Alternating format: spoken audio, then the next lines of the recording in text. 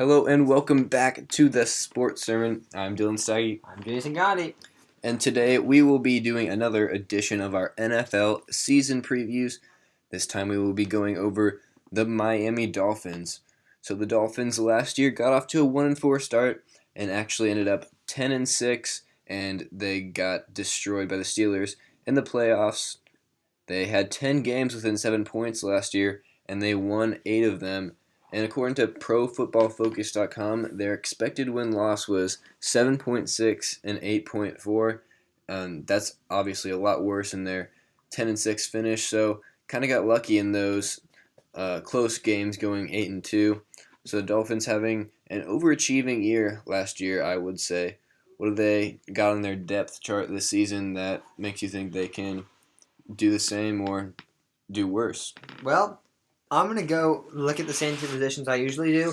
Looking at the quarterback spot, you've got Tannehill, who, I don't know, he just seems very mediocre, very similar to like Andy Dalton, where like he's got a decent team, but he doesn't do much. Like he's not like he's bad, and it's not like he's costing his team games. He just isn't great, not terrible. I don't know, that's just what I look at Tannehill. But they've got one of the best backups in the league, Matt Moore. Comes in week 15, I think, when Tannehill tore his ACL, if that's right.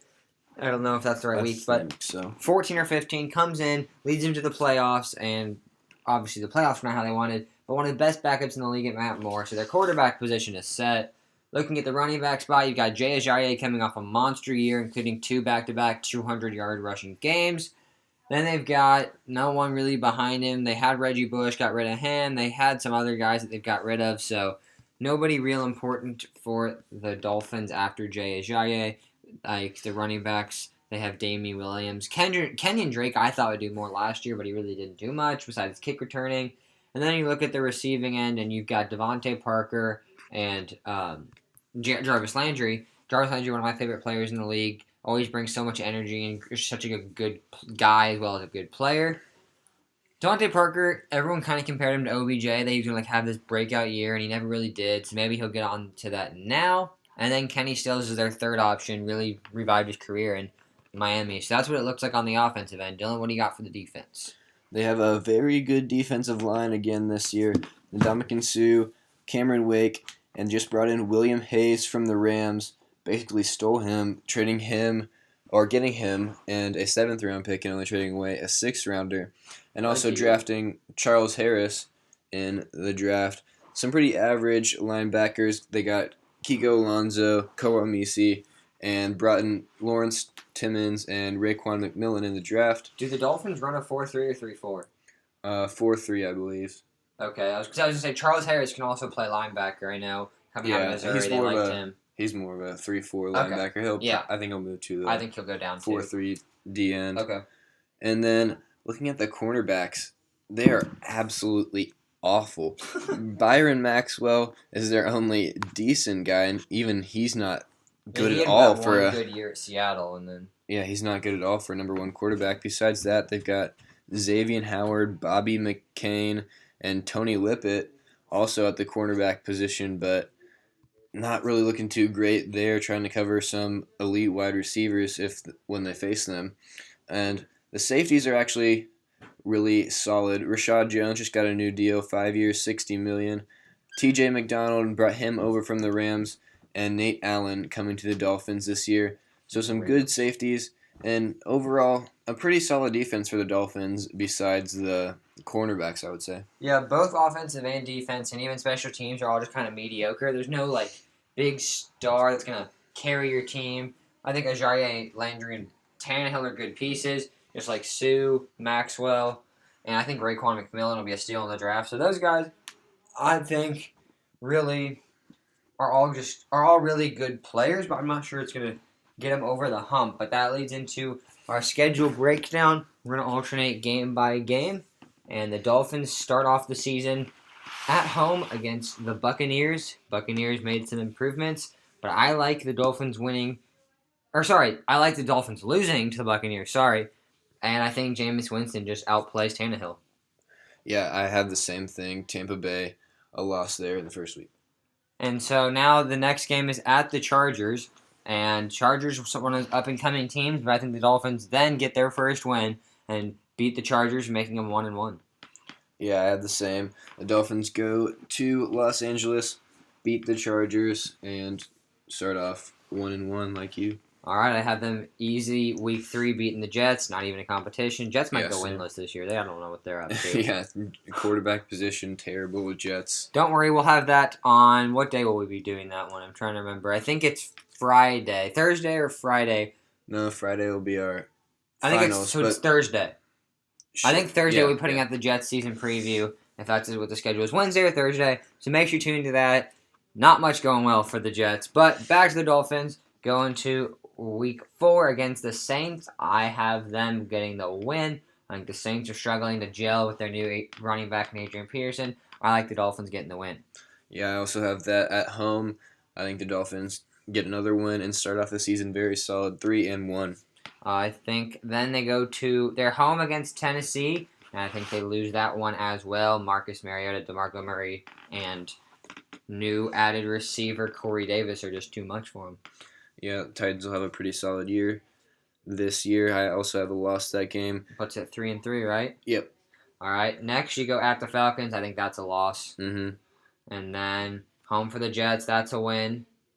And then at the Ravens, I think that could be a close game. I'll have them losing that. It's a Thursday night game. It's Thursday night. I think the Dolphins lose and the Ravens get a steal there. I think the Dolphins actually win that one. Going to the Jets the week before, I think the Dolphins kind of have an easier time with that and more time to prepare and recover and are able to go to Baltimore and get the win. Then they're home for Oakland. I think they lose there.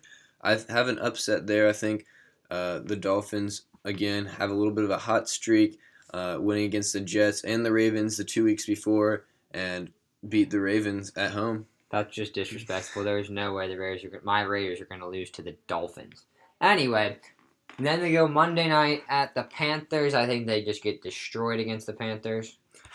Yeah, I think the Panthers win that one too.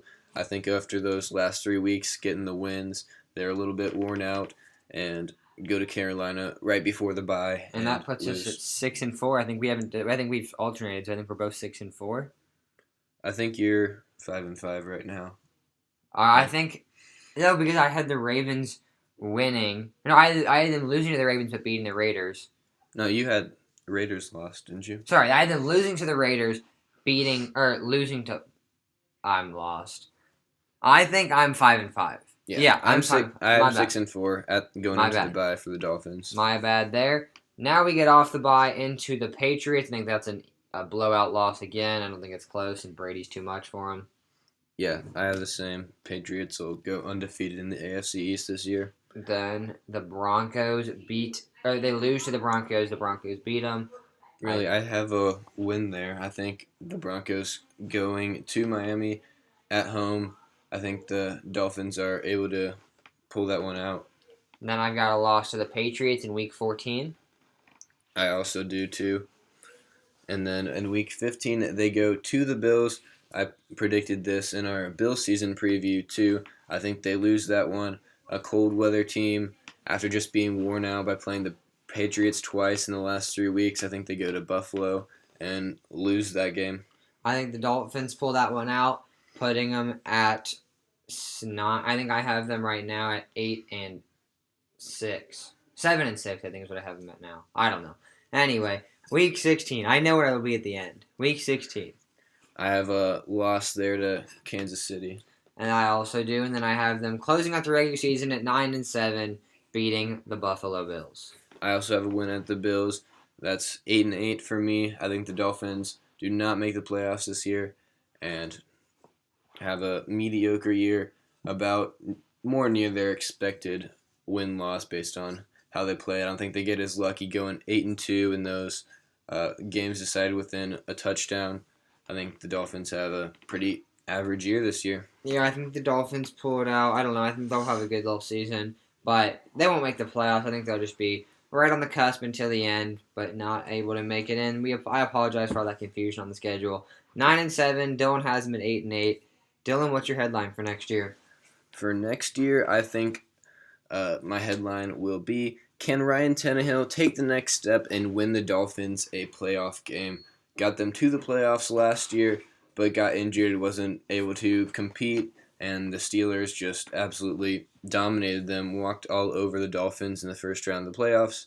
Can Ryan Tannehill be the quarterback to take the Dolphins to a playoff win? Mine is pretty simple: winning record or bust. I think they've got to have a winning record this season. Can't afford to be mediocre anymore. They need to take that next step, and I think they will, going 9-7. All right. Well, the Dolphins have a great fantasy running back. Last year, kind of had a breakout season in Jay Ajayi. So for our top 5 today, we will be saying the top 5 fantasy running backs for next year. Jason, who do you have at number 5? My number 5 is pretty bold here, but I think he's going to have a breakout season in his first season. I like Leonard Fournette at the number 5 best running back at the end of the season. Wow, that is pretty bold. I think the Jags are going to surprise a lot of people. I said it last year. I'm saying it again. One of these times, Bortles is going to figure out how not to turn the ball over, and the Jags are going to be something special this year. I could see him going 9-7, 10-6. I mean, they look good on paper, but they did last year too, and we saw how that turned out. Yeah, I guess. I don't know. I think with Coughlin going down there, he'll be able to get Bortles to stop turning the ball over. All right. Well, my number 5 is Devontae Freeman. I think he'll be a great running back again this season for the Falcons. He has a great passing game to kind of complement him. The only thing I'm kind of concerned about with him would be the competition with backup running back Tevin Coleman. My number 4 spot, I've got Melvin Gordon. Had a really good year last year, and I think he's going to keep it going as the Chargers improve a lot on the offensive line in the offseason, getting Forrest Lamp and Dan Feeney. I'm going to go with Jordan Howard at number 4. Obviously, the Bears not going to be a great team this year and kind of have some struggles at the quarterback position. I don't think they'll be passing the ball a lot. So while Jordan Howard I don't think will be efficient, he will definitely get the job done and get a lot of touches for the Chicago Bears. Well, that surprises me. I think Howard's going to have a year similar to Todd Gurley, really just kind of struggling to get going because they'll load the box so much.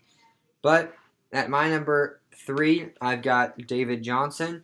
I think he'll have to carry the load a lot as Palmer and Fitzgerald are getting older. But I think he's still such a dynamic pass catcher and running back out of the backfield, was why he comes in at number 3. Yeah, I think we both have the same top 3, just in different orders maybe. At my number 3, I'm going to go with Ezekiel Elliott. I think he'll be great again this season behind the Cowboys' great offensive line. And Dak at the quarterback position, still a pretty solid passing game to help him out, open up some lanes for him. He'll have another solid season for the Cowboys. Yeah, I've got Zeke at my number 2 because I think with a better offensive line, he has the same tools that David Johnson has. So I like Zeke at my number 2. Yeah, my number 2 would be David Johnson. Flipping it a little bit with you, I think the pass catching ability definitely puts David Johnson ahead of Zeke a little bit, and he'll have another great season for the Cardinals. All right, at my number 1, I think he's probably yours too, unless you're going completely off the board. Le'Veon Bell at number 1. Yep. He does it all: pass, catch, block, whatever you need to do, he does it. When he can stay on the field, he is phenomenal. So Le'Veon Bell rounds out our top 5. So looking into the next week, we've got our finals game 3 recap on Friday. We've got the Jets, as we mentioned, on Wednesday, and then we've got the Sixers on Thursday. So that's really what's coming up for this next week. Yeah, and if you enjoyed this video, make sure to hit the like button. And if you want to see more like it, check out our channel to see the rest of our NFL season previews, and subscribe if you want to see the future ones coming out. And follow us on Twitter too, at The Sports Sermon. We'll tweet every time we put out a new video or or article on WordPress. So make sure you follow us on there, and we will see you guys tomorrow. Thank you for listening.